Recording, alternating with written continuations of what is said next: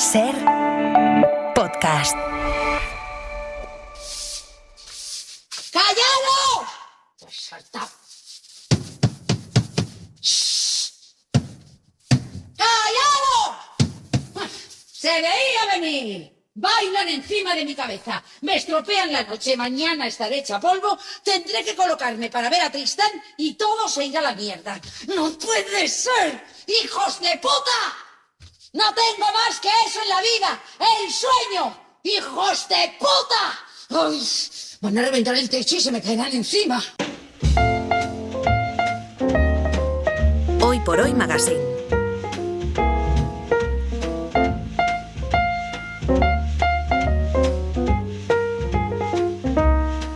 Ser podcast. She dances overhead on the ceiling near my bed, in my sight through the night. I try to hide in vain underneath my counterpane. Marta Sanz, buenos días. Buenos días. Lo intento. Manuel Delgado, buenos días. No sé qué le pasa a Manuel Delgado. ¿Tú qué crees que le estará pasando? Bueno, yo creo que estará haciendo las cosas que hacemos antes de entrar al estudio, supongo. Pero se ha entretenido un poco porque me dicen que se acaba de sentar hace 15 segundos. Ya.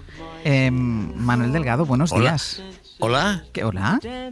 ¿Cómo? A ver, ¿Qué te ha pasado? No me ha pasado nada. Estaba fuera esperando porque estaban haciendo no sé qué, esto del parte en el estudio y no es que no pudiera entrar, pero me sabía mal entrar e interrumpir algo tan trascendente como son las noticias. Pero yo aquí, hombre, claro que sí. Vale, nosotros ya estábamos aquí especulando. Como no sería la primera vez que te levantas, vas al baño y no avisas, claro. Estábamos ahí especulando. Sí. Ya aprendí que cuando tengo que ir al baño hay de pedir permiso. Vale. Estábamos pensando que se empolvaba la nariz, sí, ¿verdad? como sales en cámara, hemos pensado igual se está arreglando un poco. Eso, sí. Bueno, ¿estás sentadito? ¿Todo bien? ¿Todo cómodo? Está muy bien, lo siento. Pero de verdad que no ha sido culpa mía, simplemente es que estaba fuera del estudio. Pero estaba en la emisora. Vale.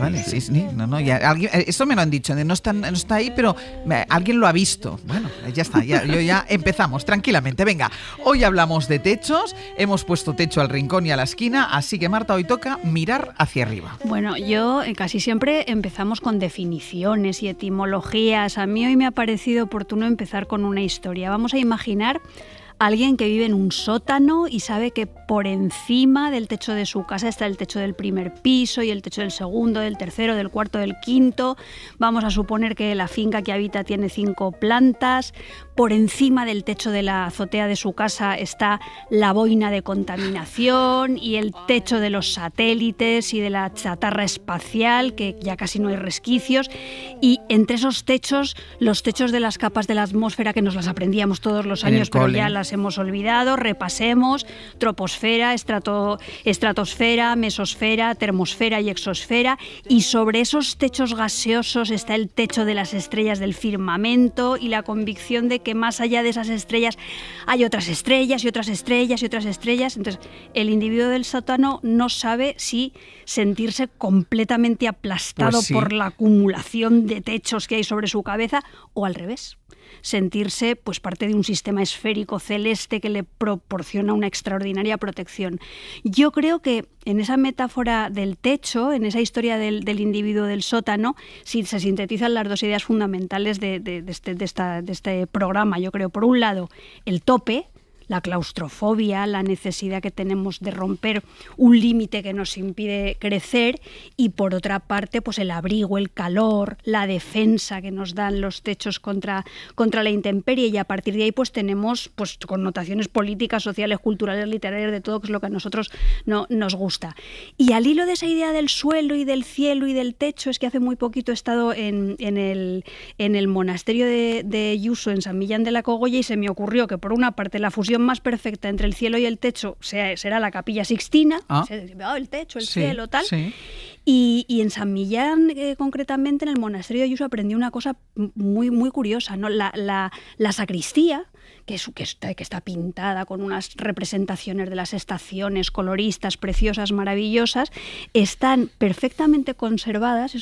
No ha habido que rehabilitarlos nunca jamás, ese techo, no ha habido que restaurarlo, porque el suelo es de alabastro. Y el alabastro absorbe toda la humedad. Entonces, esa relación que hay entre el techo de esa sacristía y el suelo de esa sacristía me pareció una idea muy bonita para hablar de las relaciones a suelo y techo,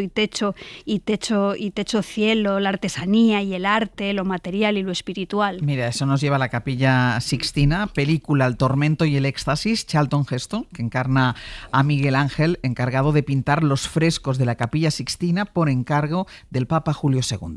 Si yo volviese a nacer de nuevo, quisiera ser como tú, artista. Lo que tú has pintado, hijo mío, no es un retrato de Dios, es un testimonio de fe. Santidad, la fe no necesita testimonios. No si eres un santo o un artista, pero yo no soy más que un papa. A ver, Manuel, que Marta ha mencionado a Dios, hemos estado en el monasterio de Ayuso, en la Capilla Sixtina, tú convocas al diablo. Bueno, una cosa, antes de que se me olvide, me he encontrado por la calle con mi buen amigo Joan Subirats, que me ha dicho, sí, con un cierto ritintín, que he visto que habláis de techos. Yo le he dicho, sí, tal, y no le he querido decir lo que pienso de la gente que habla de política en serio. Sí, pero en fin... Pero claro que sí, lo que ocurre es que ahora... Pues esa conversación hubiera sido buena, Manuel, ¿eh? No. Yo le tengo un gran aprecio pero claro, son niveles distintos y de hecho ahora mismo acaba de quedar patente con esta especie de despliegue envidiable y magnífico de Marta, que hay, o sea, un nivel San Millán de la Cogolla, San Miguel Ángel, y yo que pensaba empezar hablando de Sara Montiel, pues la verdad... Oye, pues está a la altura. Empieza hablando de Sara Montiel. Está a la altura. A ver, yo había pensado en arrancar con una premisa, que es el techo justamente es lo que nos protege de lo que está arriba, que puede ser básicamente Dios, ¿vale? Pero también es la intemperie. Estar bajo techo quiere decir eso. Y es también lo que nos garantiza justamente ese ámbito que damos en llamar la intimidad o la vida privada. Entonces en efecto, hay un personaje del siglo XVII, de Vélez de Guevara, que creo que todo el mundo conoce más o menos, que es el Diablo Cojuelo, que justamente se dedica a levantar los techos de las casas para ver lo que ocurre en su interior. Y esto me llevaba justamente a ese misterio que es lo que hay debajo de los techos o detrás de los rectángulos de claridad que llamamos ventanas. Y entonces pensaba en una película de René Clair del año 30 que se llama Bajo los techos de París, que es una película maravillosa y que tiene un tema musical muy conocido que ha sido versionado muchas veces y entre cuyas versiones está una de Sara Montiel. Ya sé que no puedo comparar Sara Montiel con Miguel Ángel, y no me hagáis en favor de quién, pero me parecía que rendirle homenaje justamente a esa idea de Bajo los techos de París, pues podía ser una buena idea. Pues oye, Pecado de amor, 1961, Sara Montiel. Con ella nos vamos a publicidad. 900 100 800. Háblenos de los techos, de sus techos, de si les gusta mirar al techo, si se emboban mirando al techo. 900 100 800. Comme fleurit le printemps, qu'il faut s'aimer sans perdre un instant. Hoy por hoy Magazine.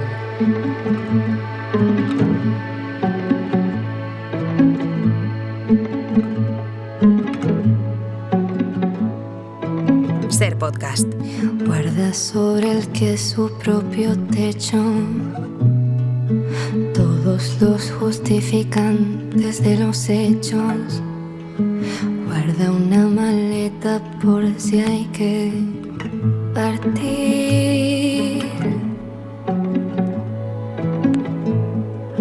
Suena en su cabeza un eco que aún arrastra Mañana de Rincón y Esquina con Marta Sanz y con Manuel Delgado. Hoy hablando de los techos, queremos también que participen ustedes si quieren. 900, 100, 800. Esperamos sus historias con los techos, la relación física o emocional, con todo tipo de techos, techos de hormigón, techos profesionales, techos de cristal, techos opresivos, horas mirando al techo. 900, 100, 800. Manuel, techo y tejado, es verdad que se complementan y dominan las alturas, pero no son lo mismo. Oye, qué canción más bonita. ¿Quién es? ¿Qué es? Valeria Castro. Oye, pues ¿no la conocías? Bien. Sí, yo no salgo, pues Ángeles, pero está muy bien. Métete en la plataforma que tú escuches música y pon a Valeria Castro todo el rato. Bueno, y es la autora de la canción de la película del 47. Del 47. Sí, una banda sonora y una canción de Valeria del 47. Sí. Tiene canciones preciosas. Hablaremos del tema. Yo me quedo en el gallo rojo y el gallo negro porque tengo ideas fijas. Oye, es verdad esto que dice Ángels de que convertimos techo con tejado. El techo es algo del que, aunque sean, digamos, que se parezcan, el techo uno siempre lo contempla justamente desde abajo, mientras que el tejado se contempla desde arriba. Pero en efecto uno no empieza las casas por el techo, o no lo hace, o no, cuando no debe hacerlo, se entiende que no hay que empezar las casas por el tejado, no por el techo. Y desde luego una película que se llamara El violinista en el techo sería francamente inverosímil. Imagínate. Bueno, entonces yo había pensado que la gente en efecto se puede subir por las paredes, pero no se sube por el techo. Y como me siento tan acomplejado ante los niveles de hondura y erudición de Marta, pues yo, después de Sara Montiel, ya me venía a la cabeza Fred Astaire, que en efecto, en bodas reales, baila sobre el techo. Bueno, es una escena muy bonita, pero hay que imaginársela. Entonces, como se oirá un taconeo y esto, pues si nuestros oyentes quieren ponerle imaginación o buscar la película en Filmin, pues que se imaginen a Fred Astaire bailando en el techo. Pero boca abajo. Claro, ¿cómo vas a bailar en el techo? Bailas sobre el techo boca abajo. No, es que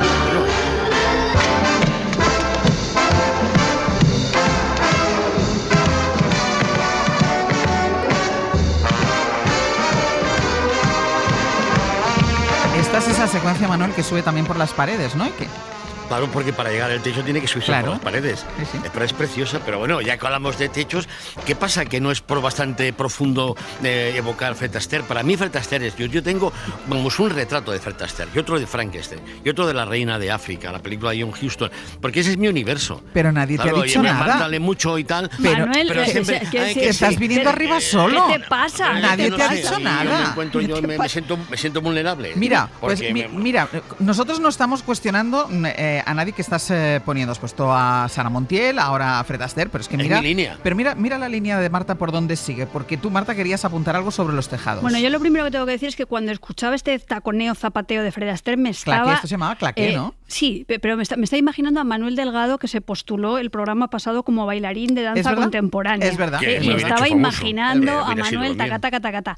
Y claro, yo también al hablar de los tejados me he acordado de La gata sobre el tejado de zinc caliente, que es referente en esta sección, El violinista en el tejado, por supuesto, y como siempre, pues los desollinadores de Mary Poppins, que bailan ahí como pavesas sobre los tejados de Londres, y es el tejado, pues es el lugar de la escapada, y también es el lugar de esas persecuciones peligrosas, de saltos de un edificio a otro edificio que vemos todos los días en las películas y en las series, y el lugar del pensamiento nocturno a solas, y también pues creo que podemos jugar a ser arañas y pensar cómo lo veríamos todo desde el techo, que no desde el tejado, pero desde luego la referencia a Mary Poppins, ineludible. Daría cualquier cosa por subir allí. Yo también subiría a las chimeneas. Muy bien dicho. Las chimeneas son maravillosas. Es como una ventanita pequeña por la que uno se asoma al cielo. Ten, sujétala un momento. No tengas miedo. Michael, ten cuidado. Nunca se sabe lo que puede pasar en una chimenea. Ya empezamos. ¿Qué os había dicho? El mundo entero a vuestros pies.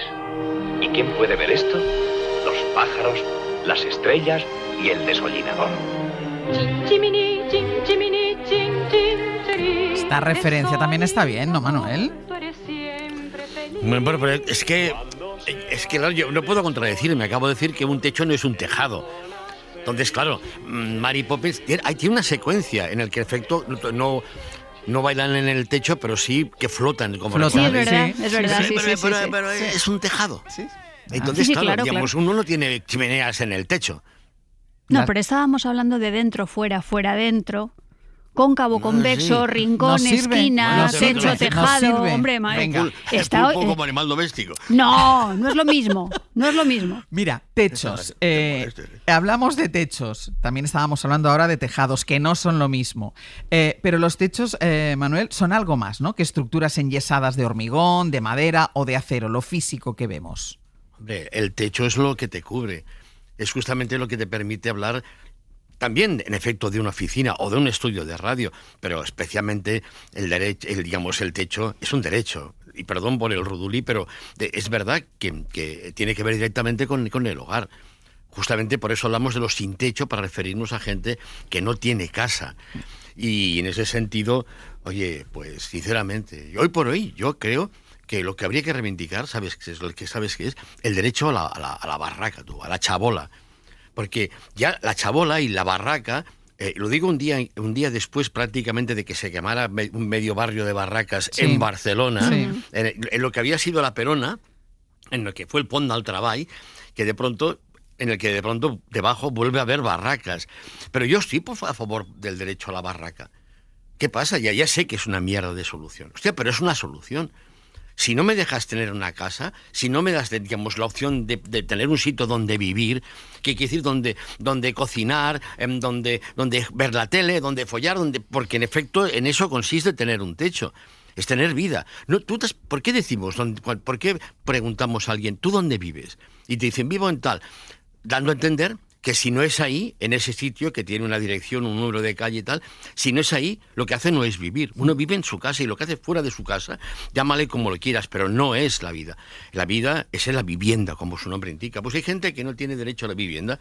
Pues lo que le reclamo justamente es que se vuelva a eso que en otras épocas se tenía como derecho, que es de, oye, ya que tú no me das una casa, pues me la monto yo. Me la construyo.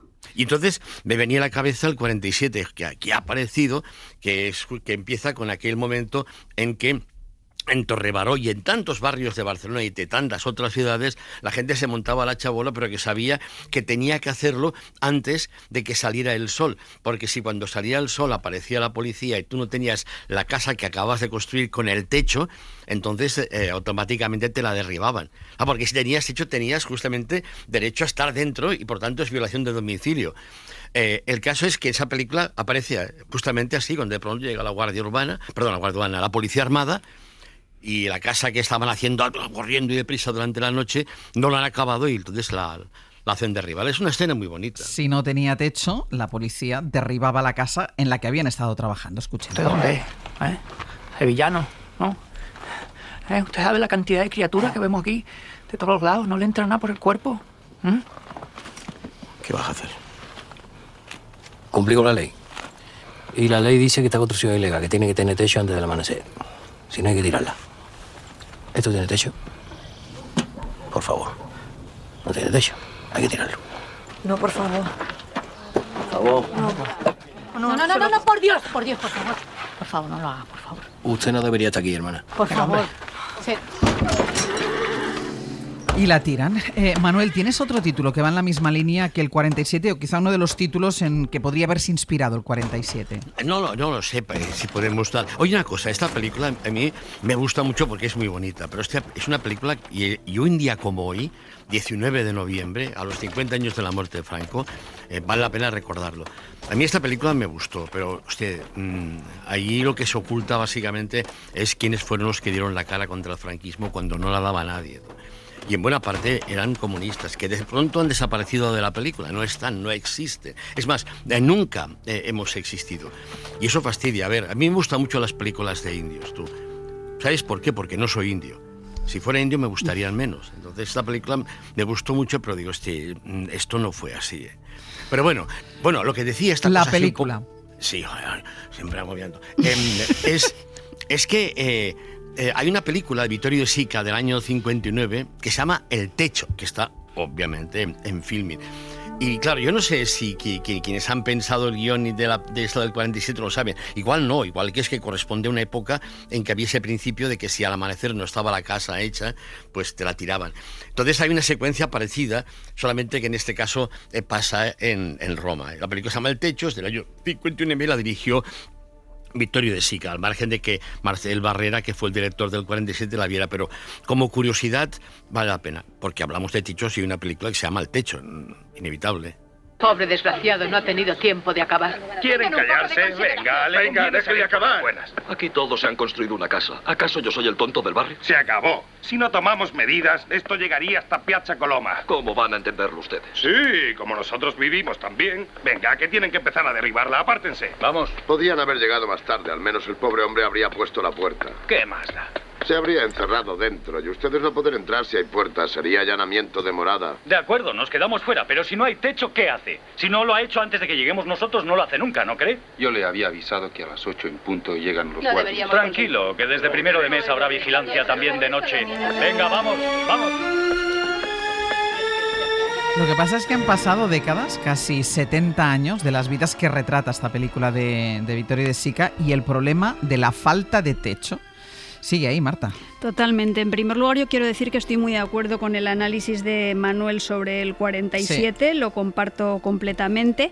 Y respecto a lo que tú me preguntas ahora, pues es verdad que el techo como falta de techo yo creo que es uno de los grandes problemas de hoy, el derecho a la vivienda, al que el gobierno no le pone solución y que tiene un montón de manifestaciones alarmantes, los sin techos, los desahucios, los jóvenes que no se pueden emancipar porque el precio de la vivienda es cada vez más elevado, y algo que a mí me preocupa muchísimo, que es el fantasma de la ocupación como ariete que utiliza permanentemente la derecha mediática para inocular miedo, que en el fondo lo que está revelando es esa pugna entre el derecho fundamental a la vivienda y el derecho a la propiedad privada, que es el que en último término funciona en el capitalismo, ¿no? Hay muchas películas y muchos libros buenísimos en los últimos tiempos sobre estas cuestiones, pero yo tengo que decir que mi preferida entre todas estas películas es una que tiene ya 10 años, que es Techo y comida, de Juan Miguel del Castillo, con una Natalia Molina absolutamente sensacional.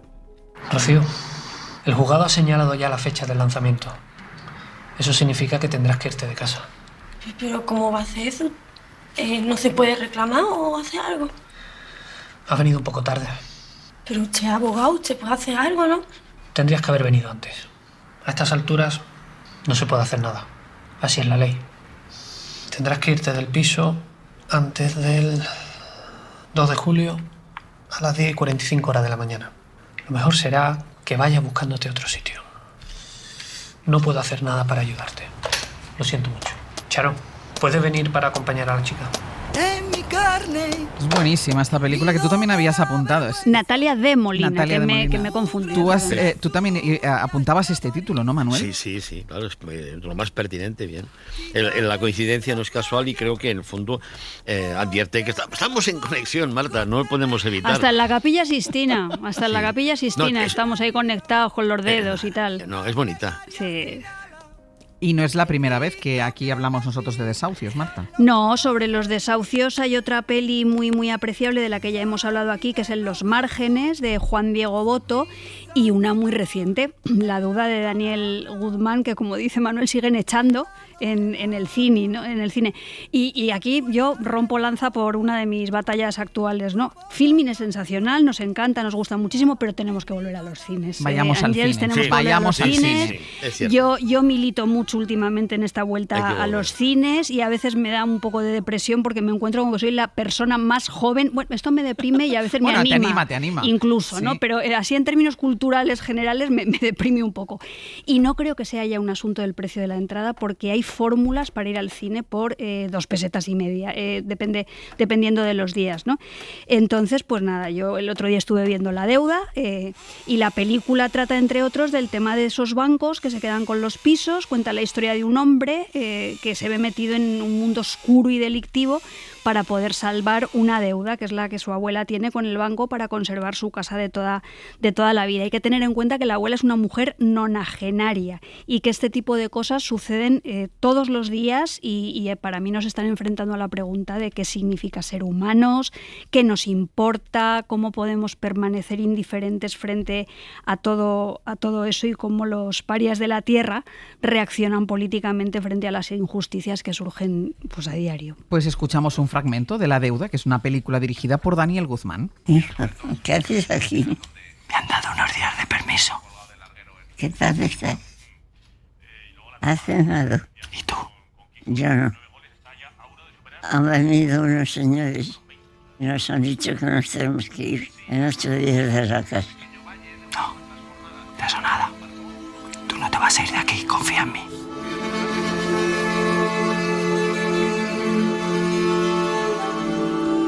Vamos a seguir después de esta pausa porque Marta ha traído una lectura y la queremos hacer con calma a la vuelta. ¿Tú has oído has escuchado un taladro tú, Manuel? Bueno, yo a veces oigo voces y esto, vale. Pero taladros no. Es que yo he escuchado un taladro y he pensado... También. Yo he recordado ese voces. día que tú y yo estábamos juntos y que tuvimos hasta que cambiarnos de estudio y he pensado a ver si nos está pasando lo mismo. Sí. Vale, nada. Hoy por Hoy Magazine. Ser podcast. En el falso techo tocando cables, algunos pinchan, otros dan calambre. En el falso techo pensando en decisiones, las que toman. Seguimos con Marta Sanz, con Manuel Delgado, hablando de techos y decía antes de irnos que Marta ha traído una lectura para esta mañana. Sí, yo he traído un poema de Amarilla para leeros, que hoy se lo voy a dedicar a Manuel Delgado, porque como ha sido un poco picajoso, así se ha crecido él solo. Sí, porque nosotros no le hemos dicho nada. Claro, pues yo hoy, Manuel, te dedico este poema. Venga, va. Ayer 2 mujeres se suicidaron en Barcelona. Iban a ser desahuciadas de su casa. Su cuerpo, sin su casa, carecía de sentido, como todos los cuerpos. Incluso esos cuerpos que acotan un espacio y cultivan un jardín en el centro de la calle. Me duele, me haces daño, no puedo entender tus golpes ni tu ensañamiento, dijeron las mujeres. El golpe de intemperie les mueve la mano que ejecuta una violencia personal pegada al cuerpo. El cuerpo y sus tristezas, su imposibilidad, generan cicatriz con la techumbre y con todo lo que queda entre cielo y tejados. La sala de los juicios, las diputaciones, las comisarías, los abrevaderos, los cuartitos de la asistencia social, los establos, los papeles de periódico, las sucursales bancarias, las plantas de interior, el píxel y su putísima madre. Todo en el queloide y en la exacta percepción de lo amarillo. Luego, la muerte de estas mujeres también habitará nuestra casa y madurará en nuestros pulmones. Se volverá contra nuestra alegría a cualquier precio. Ahí reside mi esperanza en el género humano. Ayer 2 mujeres fueron asesinadas en Barcelona.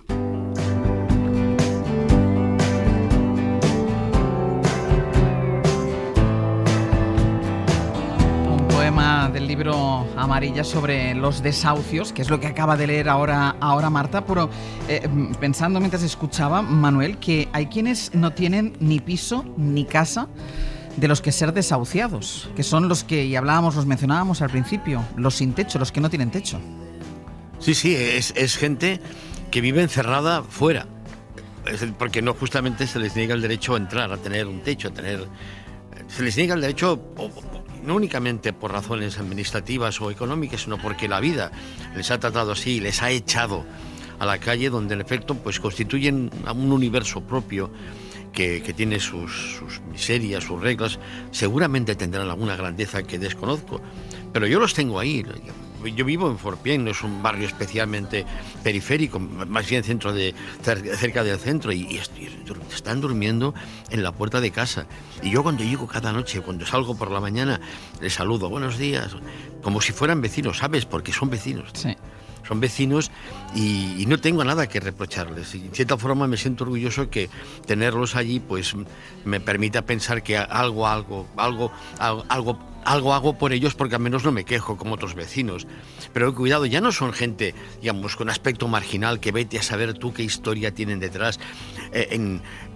Ahí entre esos vecinos que viven fuera de la finca, hay, por ejemplo, algo que creo que debe ser un matrimonio, porque duermen juntos, son toda una pareja en cualquier caso, pero son una familia. Y son una familia porque he visto a la mujer, por ejemplo, hablando por un teléfono móvil con una criatura que no sé quién debe ser. Si igual es su nieta, porque son gente mayor. Y eso está ahí. Y nos encontramos por la calle, nunca mejor dicho, porque es en la calle donde viven. A mí eso me parece un escándalo en general.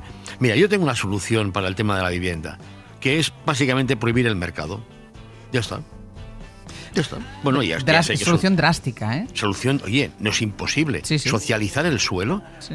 Porque todos estos ayuntamientos así, tal radicales, no han podido hacer una mierda porque el problema está básicamente en que el suelo es propiedad privada y que incluso aquel suelo que dicen que es público, en el fondo también está privado o privatizado. Entonces, ¿qué vas a hacer? No puedes hacer nada. Lo único que hay que hacer básicamente es expropiar todo el suelo. Ya está. Ya lo sé que es complicado, no me lo digáis porque me consta que tiene sus dificultades. Pero es una posibilidad.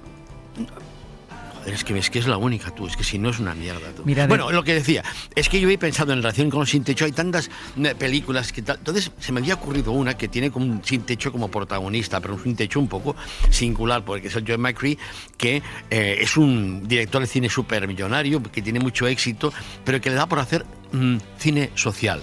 Entonces se disfraza de sin techo para dedicarse a ir con ellos y tal y convivir para saber cómo viven de cara a hacer una película social. Y hay un momento que me parece muy bueno y muy pertinente, que es cuando se está vistiendo y su mayordomo le está ayudando y le hace una advertencia acerca de la pretensión que él tiene de hacer cine social. ¿Y a quién le interesa el cine social? Los dos habéis coincidido en varios títulos y uno ha sido Los viajes de Sullivan. Buenos días, señor. Buenos días, Burroughs.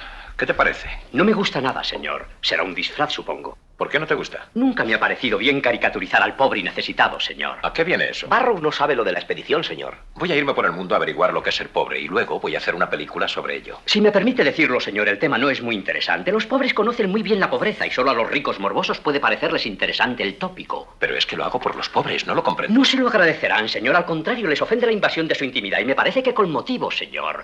Además, estas excursiones pueden resultar extremadamente peligrosas. Yo trabajé una vez para un caballero que con 2 amigos también se disfrazó como usted y luego se fueron por ahí. Desde entonces no se ha sabido nada de ellos. ¿Eso fue hace mucho tiempo? En 1912, señor. Oye, déjame subrayar por si algún oyente o oyenta no se ha quedado con la historia.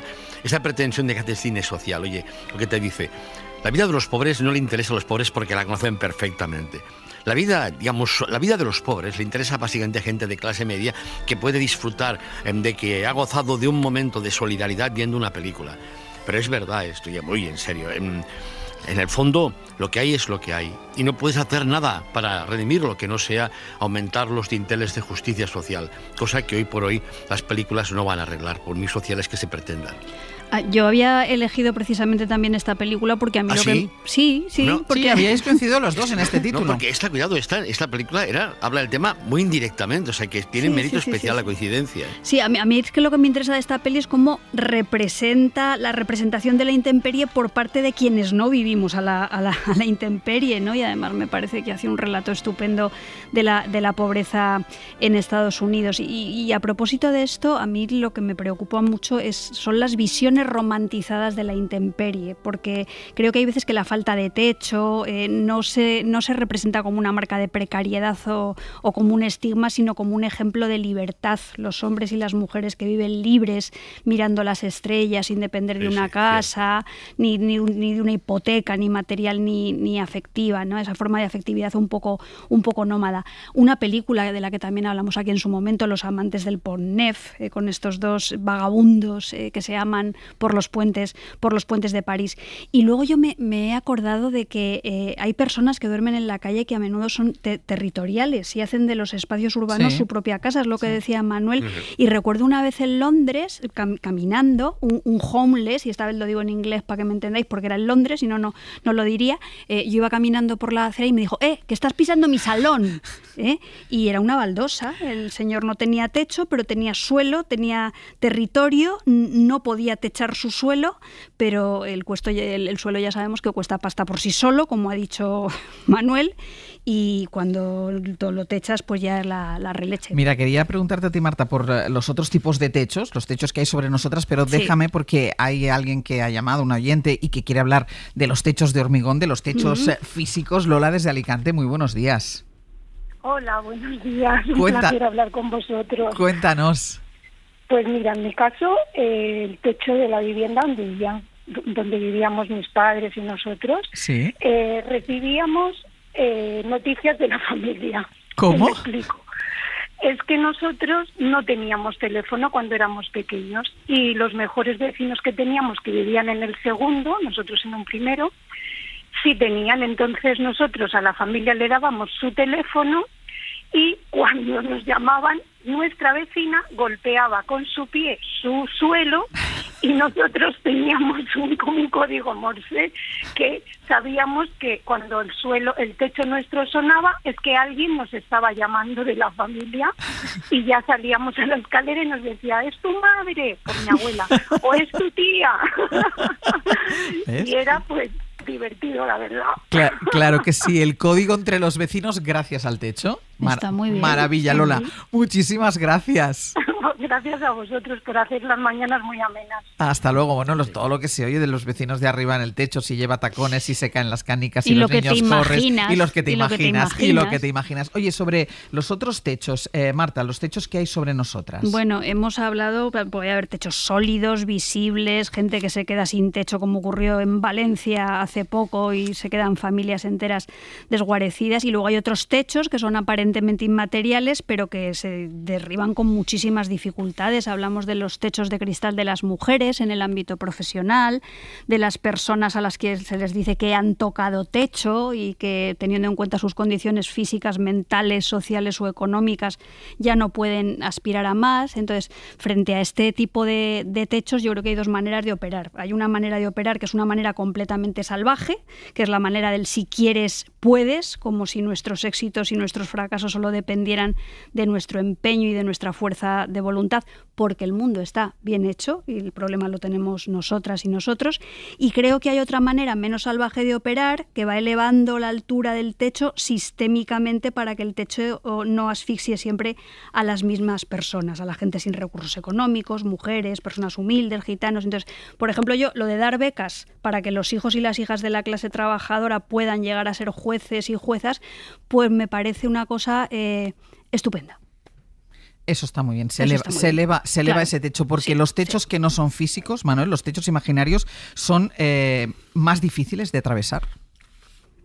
Bueno, yo creo que en efecto hay que las mujeres como colectivo son quienes más razones tienen para darse cuenta de lo que significa en efecto el techo de cristal, que quiere decir que tú miras hacia arriba y no te das cuenta de que entre ese arriba al que puedes creer que tienes derecho, tiene justamente algo que lo tapa, que es un techo que tú no ves pero que existe. Pero eso vale para tantas cosas. Si supierais, por ejemplo, cómo funciona la universidad, si supierais lo que es el meritaje y hasta qué punto no todo el mundo con los con los mismos méritos puede acceder a esos niveles superiores de los que el obstáculo principal es de vidrio y no se ve, pero está ahí. Yo te digo, en efecto, creo que la clase social es uno de los elementos fundamentales y repetitivos de esta limitación. Tú te das cuenta de que la gente que viene de donde vienes tú, hostia, no va a llegar, porque no está previsto, no se les espera. Nos ha quedado todavía hablar de la convivencia bajo el mismo techo, del quedarse embobado mirando al techo, pero tendrá que ser en otra edición. Bueno, pues hacemos otra edición, the second part. Exacto, no hay ningún problema. Nosotros nos lo tomamos con calma. Pues hasta la semana que viene. Un beso muy grande. Adiós, Hasta luego. Manuel. Adiós. Para no perderte ningún episodio, síguenos en la aplicación o la web de la SER, Podium Podcast o tu plataforma de audio favorita.